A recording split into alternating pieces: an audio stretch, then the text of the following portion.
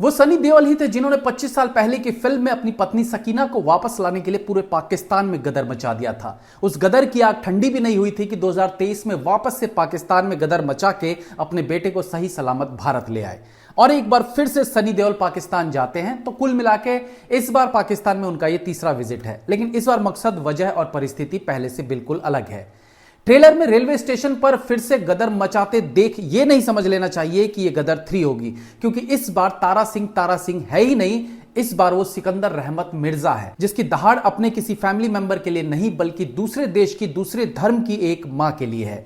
इस बार सनी देओल बॉर्डर पार करके इंसानियत को जिंदा रखने की जद्दोजहद करते देखने को मिलते हैं। और ये जद्दोजहद कितनी सफल हो पाई है, इस पर बात करेंगे फिल्म बंटवारा 1947 के इस रिव्यू में। फिल्म की कहानी भारत की स्वतंत्रता से शुरू होती है, या यूं कहिए भारत पाकिस्तान की स्वतंत्रता से।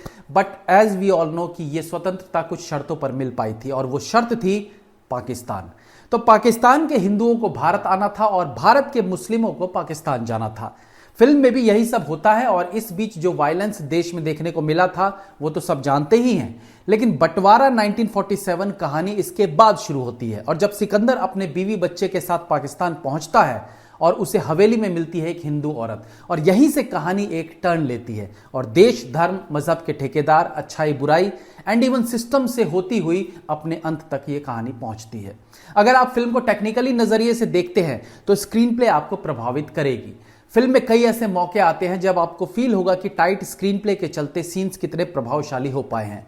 ट्रेन वाले सीन्स में बंटवारे का वो खूनी मंजर बहुत इफेक्टिव लगता है।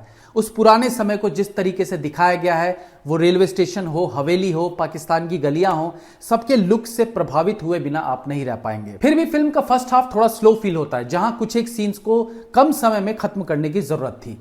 थोड़ा ठहराव दिखाया फर्स्ट हाफ में। आई गेस ये चीज कहानी को तो जस्टिफाई करती है, बट कॉमर्शियल नजरिए से कुछ देर मायूस करती है। लेकिन सेकंड हाफ में कहानी रफ्तार पकड़ती है। सभी कैरेक्टर्स इंट्रोड्यूस हो चुके होते हैं, उनका कैरेक्टराइजेशन हो चुका है। यहां से कहानी में इमोशन, थ्रिल, ड्रामा, एक्शन सब अपने पीक पर आने लगता है। फिल्म में हिंदू माइनॉरिटीज को माइनॉरिटीज की तरह ही ट्रीट करते दिखाया गया है, जो फिल्म को ऑथेंटिक रखती है।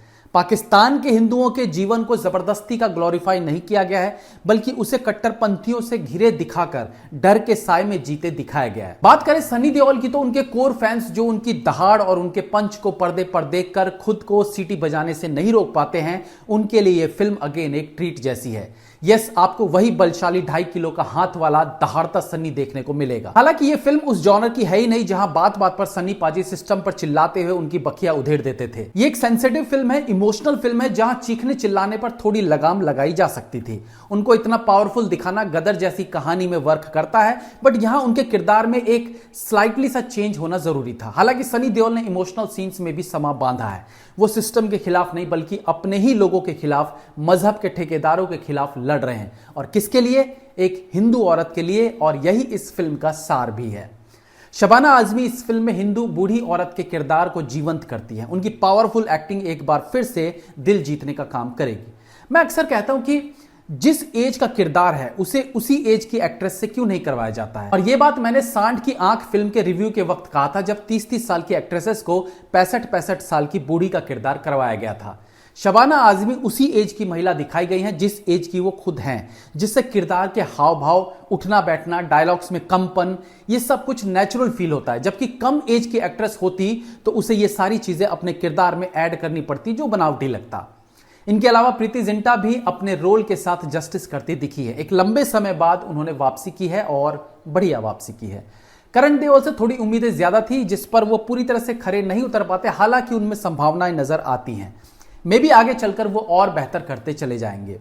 अभिमन्यु सिंह फिल्म में इंप्रेस करते हैं। मुस्लिम कट्टरपंथी के रूप में वो बढ़िया काम करते दिखे हैं। कॉस्ट्यूम्स, हाव भाव और मेकअप से अलग भी उन्होंने जिस तरीके से किरदार को पकड़ा है, जिस तरीके से संवाद बोले हैं, वो प्रशंसनीय है। अली फजल के किरदार को थोड़ा और बेहतर तरीके से प्रेजेंट किया जा सकता था। हालांकि उन्होंने अपने रोल को बढ़िया निभाया है। फिल्म का डायरेक्शन किया है राजकुमार संतोषी ने। सनी के साथ उनकी केमिस्ट्री हम घायल, घातक और दामिनी जैसी फिल्मों में ऑलरेडी देख चुके हैं।